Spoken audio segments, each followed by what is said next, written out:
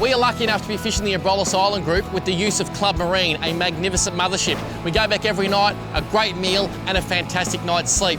But believe it or not, plenty of the locals here in Geraldton, they actually launch the boat, head out to the Abrolhos group, fish for the day and come back and do a single day trip. And the fishing out there, well, I can understand why they go. It is 11 out of 10. But don't think Geraldton is all about the Abrolhos Islands. Some of the fish I've seen that have come from just out there have blown my mind. People have been coming up with their iPhone showing me dewies like this, sambos like this, and even some monster King George whiting. And see that rock wall? People are putting cray pots down there, amateur cray pots, and pulling out crays to 2.5 kilos. I love this place. I reckon you should come and have a look at it. They say that Australia was built in the sheep's back. Well, I reckon Geraldton was built in the back of a crayfish, and a mighty tasty one too.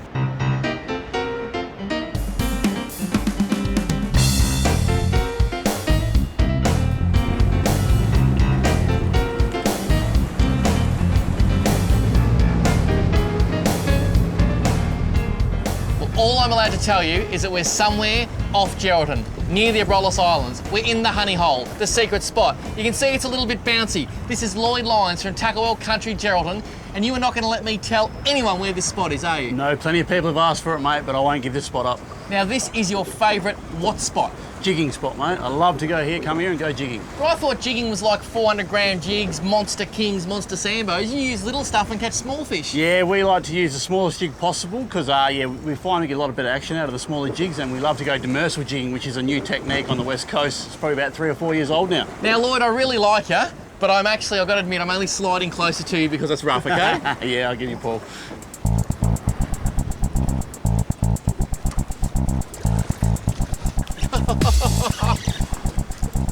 Go Sir Lloyd of Lyne. It's a nice fish too, mate. Yeah, it's a really nice fish. Now that jig had been in the water how long? Oh, just touched bottom, mate, one yo-yo. You had just touched the bottom and had one yo. I thought yo-yos went out in the 80s. They're back, mate. I'll crank this out of the way. I'd had about 10 yo-yos with no joy. That is incredible. And people just wouldn't think jigging could be so successful. I think it's a dewy. It is a dewy. Oh, it's a beautiful dewy too. First drop on a jig, a nice dew. That is an incredible effort, mate. Look at that. A dew on a jig. And that is a beautiful fish. He's got raspy teeth there, but they don't tend to move a lot, do they? No, they don't. And that is the magnificent West Australian Dhufish. Now, legend has it, they were once called West Australian Dhufish, spelt the same as our East Coast Dhufish, J-E-W. Trouble was, Lloyd, it was confusing everyone at the fish markets. I can imagine it would have been. So the old fishmonger said, let's call it the Dhufish, D-H-U, and that is why it got its name. So how's that for some interesting information? Very interesting there, Paul. Now, I'll get your jig out. Thank you. We'll release this fish. Yep. Just a puppy, what, probably just on legal size? Yeah, it'd be just about legal. Just, but we'll put it back anyway. Off you go, my friend. Now, because he was caught in a jig in relatively shallow water, he's going to kick around for a while and then he'll slowly go down and away he goes. And that's the great thing about using this lighter line and actually getting fish in shallow water. You don't damage them too much getting them up, so you can put those fish back. You know, next time you come back, they're going to be there, so you can catch them another day.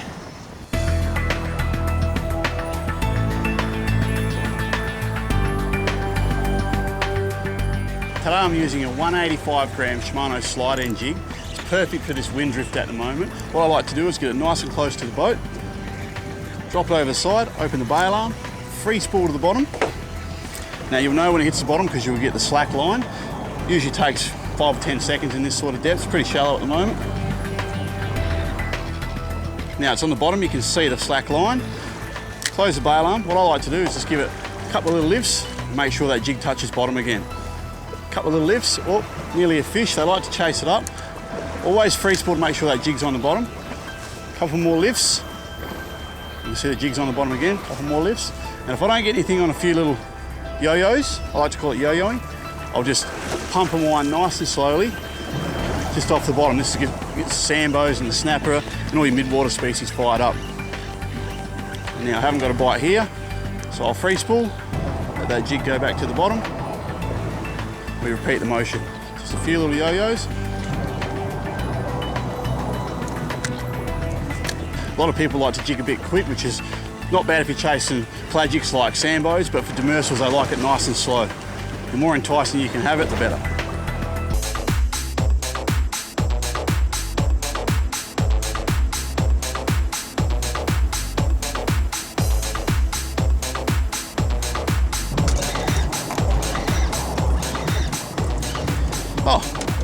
fish.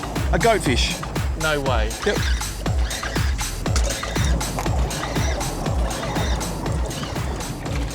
Here you get those guys in Port Phillip Bay, mate. We do, mate. That is a big beardy. I reckon that's the biggest bearded goatfish I've ever seen in my life. Yeah, we don't get a lot here, but we do find a lot more on the jigs when we go jigging. So it's a bit weird, but they must be pretty predatory to chase a jig down. They must. Now, you know something about those fish? I don't know much about them, mate. Unbelievable eating. I've heard that they're pretty good. Yeah, I get a few people look at me sideways when I say I catch a couple and throw them back, so they must be pretty good chewing, I believe. Well, that's about the biggest I've ever seen. I reckon the only other one I've seen that was close was caught in Cook Islands by my boy over Christmas. Okay. It was a white one, heaps of different varieties. Yep. But that is awesome, mate. Well done. Yeah, nice, pretty fish. Cool fish. The things you see when you're having a jig.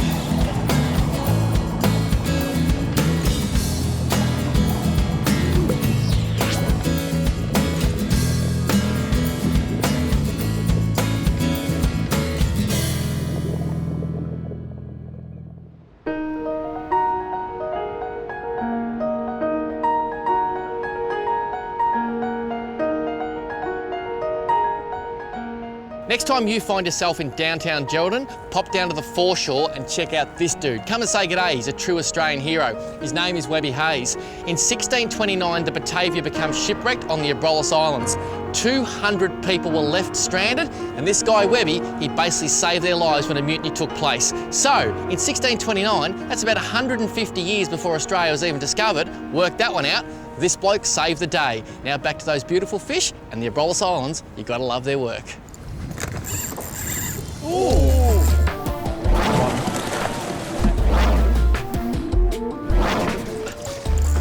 I was just winding this up from the bottom to make a move, and it got hit, I reckon, 10 metres under the boat.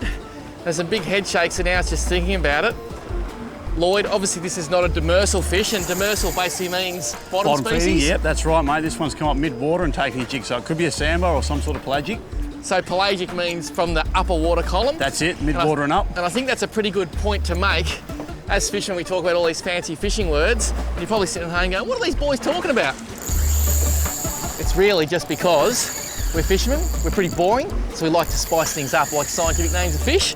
That makes us seem really cool in front of our mates. Doesn't it, Lloyd? It does, mate, very much so. Now, this is a pretty serious fish.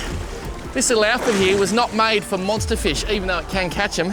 It's a little Sustain 4000, one of my favourite reels in the Shimano range. I've got 20-pound fins braid on it, and this is one of the Paul Essing Nano Series rods. This is one of my favourites. It's the Barra 2-piece. And my beautiful wife Christy caught a stonking barra on this in the Northern Territory recently. It really has plenty of power, and if I could only take one outfit with me around Australia or the world, this would be it, because I can catch black marlin with it, little ones. I can catch trout with it. It literally does do everything. Lloyd? Yeah, mate? I think I've hooked a good sized big one, as my friend Eric would say. Yeah, I think so. Isn't that exciting? I was winding my line in to move and we hook a big fish. That's right, mate, that's right. That's the good thing about jigging. You just never know what's going to eat your jig from bottom to top. Oh! And he's gone. Well, that is the luck of the draw. What has actually happened here? Let's have a look. He has worn my jig off. That is 50-pound fluorocarbon leader, and he's wore it clean off. It was a monster fish. That's fishing, there'll be more down there. Just re-rigging after that bust off. And it's fine to be able to tie all your knots in the lounge room, sitting there watching an episode of IFISH TV. When you're out in the sea and it's rocking, that's when it really tests you. And it's so important just to keep your composure, even though my cameraman can hardly stand up, and just tie that knot right, because it could be the knot that lands the best fish you've ever caught in your life. I'm tying a slim beauty now. Jump onto Google and check it out. Brett Wilson, a mate of mine, has tied an absolute gem on YouTube, and it works on all sorts of grades and leaders. Does the job just fine. Jigging has gone through some massive popularity crazes over the last 20 years. I remember about 2005, 2006, people were jigging for everything. Then it went a bit quiet. Now people are starting to get into this light jigging. I've got to tell you, it's a lot of fun. One thing I love about it is that you're fishing the whole time. The minute your jig hits the water, it's fluttering down, you can get hit on the drop. Then you're fishing the bottom, you're going up and down, fish will take it off the bottom. Then when you're winding it back to the top, you've got fish like Samson's, Kings, and all sorts of pelagics that are going to come through, and they'll hit it too. So from the second that jig hits the water till the second it comes out of the water, you are fishing 100% of the time, and I reckon that's a pretty cool way to go.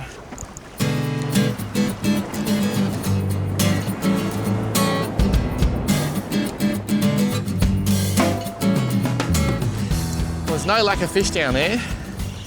The crew just said, bang, there's some nice fish on the sounder. Ah, that's my mate, the tusk fish. Well, little ball chin groper. Much the same, only different if you know what I mean.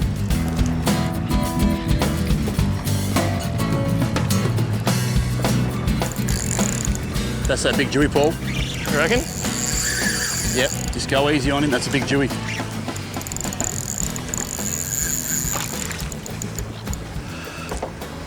It's a solid fish. Oh, come on. Be kind to me. We've got to try and keep him off the bottom, but I've only got lightish braid. And this jig just hit the bottom. He absolutely smacked it. Oh, talk about getting the heart going. Oh, I can feel... Oh, the power is unbelievable. I don't know what we've got down there, but it's biggish. And on this light gear, it's just so much fun. I'm enjoying this jigging so much because you don't have to jig so hard. Oh, look at that beautiful fish. That is a West Australian Dhufish on a jig, and it's a thumper, Lloyd. Yeah, it's a nice one, mate. Would you like me to lip grip him for you? Please, mate. That is a beautiful Dewey. If you could do the honours. We've got him, Paulie. Good work, mate. Lloyd, you are the master jigger. Mate, that's a good fish, eh? That is a good fish, mate. That's a great fish on jig. You see the butterfly jig hanging out his mouth there? Yep. He loved it. Now, I'll tell you what's interesting. It's hard to stand up. I do apologise. We'll take a seat and I'm holding on to you. Yep. I've read in some books, no book I've ever written, but I've read in some books that these things don't fight. People only catch them for the table, and I'm here to say that is wrong, eh? Yeah, a lot of people use oversized tackle to catch these fish. They're afraid they're going to lose them. But if they lighten up to the gear like we're using today, they can have a lot of fun with these fish. Now, there's going to be a lot of old-time fishers go, you can't catch West Australian Dhufish on a bit of metal. What do you think about that? Yeah, I get it all the time in the shop, mate. They come and go, and there's no way they eat a piece of metal like that, but we've proven it on camera today that they can be done. It is just sensational. I love West Australian Dhufish, and I love catching them on jigs. This is absolute gold, even though it looks black chrome and pearl.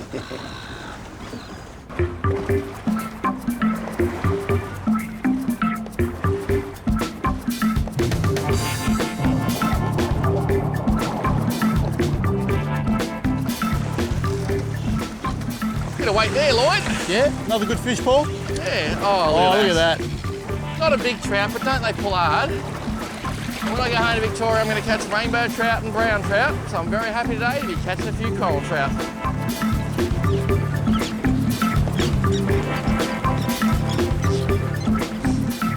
And here we have another nice coral trout. Not a monster, but not a bad fish on jig.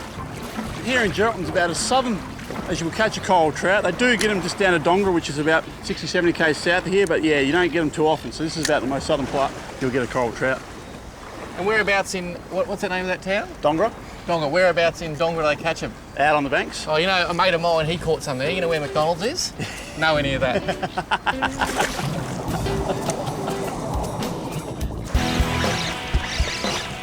That's a nice one. Yep. Good work, Lloyd. Ooh. You know they're good fish when they start to pull back in the other direction, don't you, mate? Yep. That was a long way off the bottom too.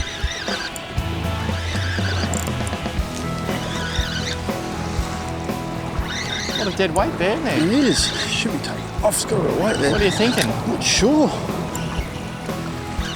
It's Sizable coral trout. It's a very sizable coral trout, mate.